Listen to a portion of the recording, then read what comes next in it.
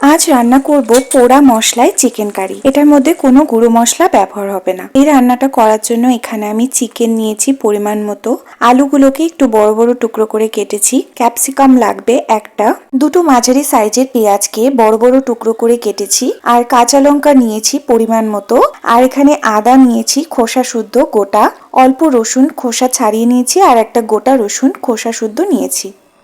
সবার প্রথমে উনুনে রুটি ভাজার যে ছাঁকনিগুলো হয় সেগুলো বসিয়ে নিতে হবে। তারপর এক এক করে এর উপরে পেঁয়াজগুলো দিয়ে দিতে হবে। প্রথমে পেঁয়াজগুলো আমি এভাবে পুড়িয়ে নিলাম, তারপর আমি বাকি জিনিসগুলো এক এক করে পুড়িয়ে নিচ্ছি।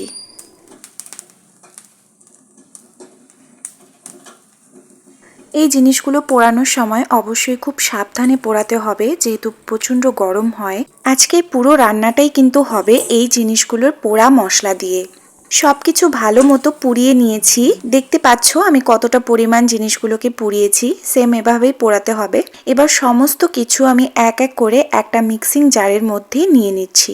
এবার সামান্য একটু জল মিশিয়ে এগুলোকে মিক্সিতে বেটে নিচ্ছি।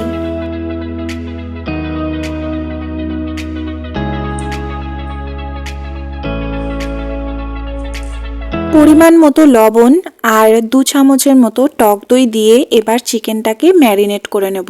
ম্যারিনেট করে এটাকে 10 মিনিটের জন্য ঢেকে রেখে দেব।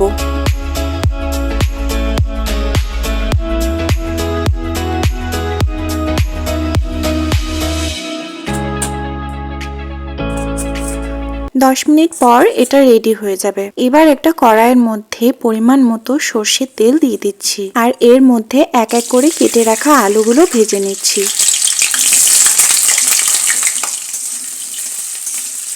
আলুগুলোতে অনেকটা লাল লাল কালার চলে এসেছে। এবার এর মধ্যে দেব একটা তেজপাতা, দুটো এলাচ, দুটো লং, অল্প দারচিনি, আর দেব জয়িত্রী।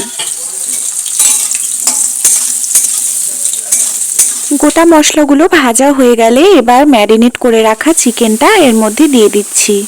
সবকিছু ভালোভাবে মিশিয়ে নেব। চিকেন থেকে যখন অতিরিক্ত জলটা শুকিয়ে আসবে তখন এর মধ্যে বেটে রাখা মশলাটা দিয়ে দিচ্ছি।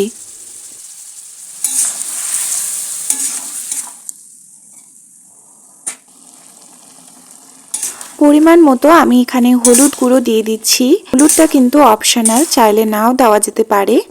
আর দিয়ে দেব পরিমাণ মতো এর মধ্যে লবণ।